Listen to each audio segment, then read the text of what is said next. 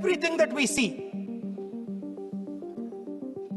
In fact, this house where I'm standing today, the Lok Sabha, Rajya Sabha, Vidhan Sabhas across the country, Panchayats across the country, none of them would exist if the vote did not exist. Every person in the Union of India is equal. That disturbs my friends in the RSS. They believe in a hierarchy and they believe that they should be on top of that hierarchy. After Gandhiji's assassination, the next step of the project was the wholesale capture of India's institutional framework. Vice Chancellor after Vice Chancellor after Vice Chancellor is placed not on merit, not on capability, not on scientific temper, but on the fact that he belongs to a particular organization. I have put forth adequate proof about how the Election Commission is colluding with those in power to shape the elections by saying that the biggest anti-national act you can do is vote chori. There is no bigger anti-national act that you can do than vote chori. That the BJP is directing and using the Election Commission to damage India's democracy. The first question, why is the Prime Minister and Amit Shah so keen on choosing exactly who the Election Commissioner is going to be? Everything that we see. In fact, this house where I'm standing today, the Lok Sabha, Rajya Sabha, Vidhan Sabhas across the country, Panchayats across the country, none of them would exist if the vote did not exist. We talk with great pride about HAL, BHEL, ONGC, Tejas, Chandrayaan. We have a list of things we say. Not one of those would exist without the vote.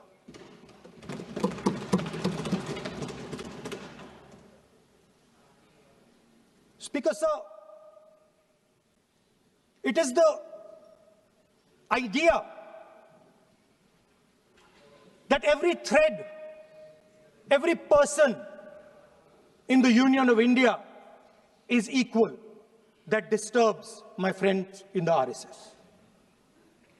They are happy to see the fabric, but they cannot stand the idea that every single person in the fabric of our country, regardless of what religion they come from, regardless of what community they come from, regardless of what language they speak, should be equal. Because they fundamentally do not believe in equality. They believe in a hierarchy and they believe that they should be on top of that hierarchy. Speaker, sir, on the 30th of January, 1948, 3 bullets pierced the chest of Mahatma Gandhi. Nathuram Godse assassinated the father of our nation. Today, our friends do not embrace him. Today, our friends have pushed him away. He's an uncomfortable truth. But that's not where the project ended. You see, as I said, everything has emerged from the vote. All the institutions have emerged from the vote. So it's obvious that the RSS has to capture all the institutions that have emerged from the vote. So the project, after Gandhiji's assassination, the next step of the project was the wholesale capture of India's institutional framework. So these are uncomfortable truths, but they have to be spoken. My friends don't like the connections I'm making. They're disturbed by them. It's obvious. Speaker, sir, so after the father of the nation was assassinated, his vision of an equal India, of an India where institutions belong to the people, had to be destroyed. And so the process started, and the RSS attempted to capture one institution after the other. And I will give some examples so that it is crystal clear that this is the case. Everybody knows how vice chancellors are placed on top of Indian universities today. Every single person knows this. You go to any university, you speak to any youngster in India, he will tell you that it does not matter whether the professor has qualifications. It does not matter whether the professor has a scientific temperament. The only thing that matters is the professor belongs. माननीय सदस्य, एक minute, माननीय सदस्य, चुनाव सुधारों पर चर्चा हो रही है। सर, ये मैं उसी पे कर रहा हूँ। आप किसी भी संगठन का नाम जो इस हाउस में उसका नाम ले। एलओपी है तो इसका मतलब ये नहीं है। एलओपी का मतलब नहीं, आप जनरल बात बोलो। आप राष्ट्रपति भाषण में बोलिए जनरल बात। सर, हम लोग सुनना चाहते हैं। स्पीकर सर, हम लोग सुनेंगे शांति से। हम लोग शांति से सुनना चाहते हैं। और ये आप लोग सुनिए ना, क्या कहना चाहते हैं? धमकी देंगे आप? हम लोग सुनने के लिए बैठा है। अभी तक नेता प्रतिपक्ष एक शब्द चुनाव सुधार पे अभी तक आया ही नहीं है। संसदीय कार्य मंत्री बोल रहे हैं। मैं स्पीकर का परमिशन से ही बोल रहा हूँ। हम सुनने के लिए बैठे हैं। अरे हम सुनने के लिए बैठे हैं। नेता प्रतिपक्ष चुनाव सुधार के लिए जो सुझाव देंगे, सुनने के लिए तो हम बैठे हैं। लेकिन चुनाव सुधार को नहीं बोलते हुए कहा जो इस सदन से कोई वास्ता नहीं, जो संगठन, उसका कहानी किसी और का बोलना, ये कोई उचित नहीं है। समय बहुमूल्य है, समय का मर्यादा भी है। सबका सब यहाँ सुनने के लिए बैठे हैं और ये समय बहुत कीमती है। इसलिए हर एक पल अच्छा शब्दों का कोई अच्छा ज्ञान दे, सुझाव दे, सुनने के लिए हम लोग बैठे हैं। मेरा एक सीमित अनुरोध है नेता प्रतिपक्ष से, आप विषय पर ही रहिए। हम लोग सब बैठे हैं, गृह मंत्री जी भी सुनने के लिए बैठे हैं, लेकिन आप विषय पर नहीं बोलेंगे तो जो विषय तय किया गया है उसे क्या मतलब है? अगर चुनाव सुधार पर ही नहीं बोलेंगे तो फिर इतना समय सबका क्यों बर्बाद करना चाहते हैं नेता प्रतिपक्ष? Speaker, sir, I want to make it very clear. Please. Speaker, sir, I want to make it very clear. The discussion is about votes. The discussion is about the stealing of votes. The discussion is about the SIR. And I am framing my discussion about votes. Yes. And what is happening here is patently unfair. I am not being allowed to speak. I am being disturbed, and I put my protest here. I have done absolutely nothing wrong. I am talking about the subject. In order to capture the vote, you have to capture institutions. I am saying that institutions of India are captured, and I will come to the point, which is Election Commission is captured. So the project of the RSS was to capture the institutional framework of the country, and I said how the education system has been captured.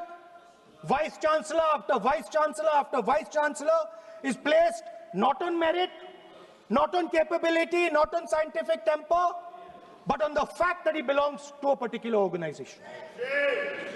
Second capture, which helps in destroying democracy, the capture of the intelligence agencies. We have the Home Minister sitting here, the capture of the CBI, of the ED, of the Income Tax Department. And the systematic placement of bureaucrats who favor their ideology and attack the opposition and anybody who chooses to oppose the RSS. That is the second institutional capture. And the third there are many more. I can go on. And the third institutional capture, and the third capture of the institution that directly controls the election system of our country, the Election Commission. Now, I'm not saying this without proof. I have put forth adequate proof about how the Election Commission is colluding with those in power to shape the elections. But I want to ask three questions first, which will make it very clear that the BJP is directing and using the Election Commission to damage India's democracy. The first question, why is it that the CJI was removed from the selection panel of the Election Commissioner? What motivation could there be to remove the CJI? Do we not believe in the CJI? Of course we believe in the CJI. Why is he not in that room? I sit in that room. It is so-called a democratic decision. On one side, Prime Minister Narendra Modi and Mr. Amit Shah. On the other side, the leader of the opposition. I have no voice in that room. What they decide is what happens. So the first question, why is the Prime Minister and Amit Shah so keen on choosing exactly who the Election Commissioner is going to be? Second question, and even more devastating question. No Prime Minister has done this in the history of India. In December 2023, this government changed the law. They changed the law to make sure that no election commissioner could be punished for any action they take while they are election commissioner. Yes. Immunity. Why would the Prime Minister and Home Minister give this gift of immunity to the election commissioner? Why would they need to give this tremendous gift that no Prime Minister has given ever before to the election commissioner? Yes. Mr. Shah is looking into the ceiling. Maybe he will answer this question when he speaks. And finally, why was the law with regards to CCTVs and the data that they contain changed? Why was a law put in place that allows the Election Commission to destroy CCTV footage 45 days after the election? What is the need? The answer given is it is a question of data. It is not a question of data. It is a question of stealing the election. Yes. Now, what is the result of this institutional capture? What is the result of controlling the Chief Election Commissioner and the Election Commission? First of all, we have a set of election campaigns that are tailored for the Prime Minister. 3-month, 4-month, 5-month long campaigns are taking place so that the Prime Minister's schedule can be fitted in to the program. Second, we have a Brazilian woman who appears 22 times on the voter list of Haryana. Please. No. 22 times this lady appears. एक minute please एक minute. आप नेता प्रतिपक्ष है, मैं इस तरीके से सदन की कार्रवाई नहीं चलने दूंगा। ये सदन है, सदन की गरिमा को बनाए रखें। आप सदन की गरिमा से बोलेंगे तो ठीक नहीं, जैसे सदन नहीं चलेगा। नो, गलत तरीका है आपका, नहीं होगा। आप ले रहिए नहीं, माननीय प्रतिपक्ष के नेता, आप पहले अपने सदस्यों को समझाइए। नहीं चलेगा, नहीं, ठीक नहीं है। नो, नहीं, बिल्कुल नहीं चलेगा। अगर आप सर माननीय प्रतिपक्ष के नेता, आप अपने सदस्यों को गरिमा समझाइए। सर, बट ये तरीका आप इतने सालों तक यहाँ पर रहे, ये तरीका उचित है क्या? सर, विरोध का तरीका होता है, लेकिन ये उचित तरीका नहीं है। तरीका इधर भी नो, उधर का तरीका क्या है सर? नो, सबका तरीका उधर से होगा, उधर से भी बोलेंगे, इधर से बोलेंगे, सब जगह से बोलेंगे। Speaker sir, I don't agree with the showing of photographs here, but it is a reflection of our democratic structure. This is what is happening in our democracy, that you're not allowing us to show. This Brazilian woman has appeared 22 times on the voter list in Haryana. And not only that, there is one woman whose name has appeared 200 times, more than 200 times in one booth in Haryana. And it is very clear, and I have proven without doubt, that the election of Haryana was stolen. And the theft was ensured by the Election Commission of India. I've said it again and again and again. Now, nowhere has the Election Commission answered my questions. The Election Commission has not told me why this lady's picture has appeared on the polling list. They have not told me why lakhs and lakhs of duplicate voters are existing. They have not told me why a BJP leader is coming from Uttar Pradesh to vote in Haryana.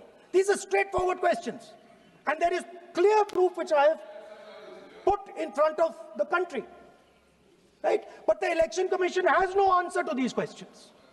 And that is the result of the complete capture of the Election Commission by the people across the aisle. By the way, you're talking about SIR in Bihar. Let me say something about SIR in Bihar. Why is it that after the SIR in Bihar, 1.2 lakh duplicate photos are existing in Bihar, in the voting list? If you've cleaned up the voting list, why are there 1.2 lakh duplicates in Bihar? And we've not just proven this about Haryana. We have proven this in Karnataka, we have proven this in Maharashtra, and I'm absolutely certain this is how you're winning elections in Madhya Pradesh, in Uttar Pradesh, in Bihar, across the country.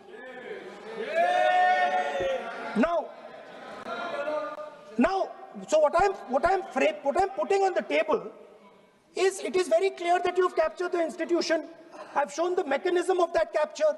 I'm also showing you how the Election Commission is doing things that are completely out of line. I'm not getting any answers.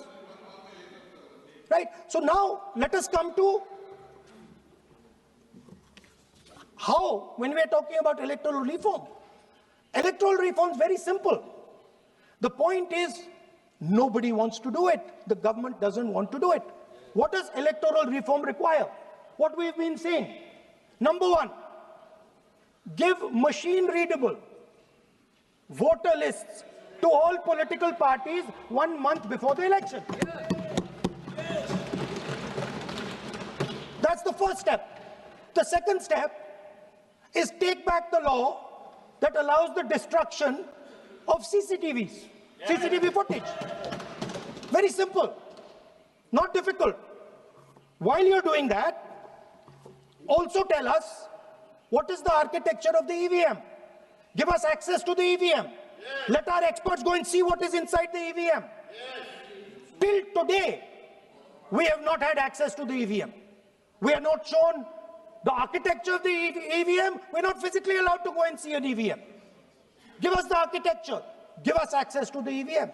And finally, please change the law that allows the election commissioner to get away with whatever he wants to do. That's all the electoral reforms you need. And I want to assure the election commissioner that they might be under the impression that this law lets them get away with it. Let me remind them, don't worry. We are going to change the law, and we are going to change it retroactively, and we are going to come and find you. Right? So this is the situation that the country is faced with. You know, everybody says to us, India is the biggest democracy. Actually, I was thinking today, we're not just the biggest democracy.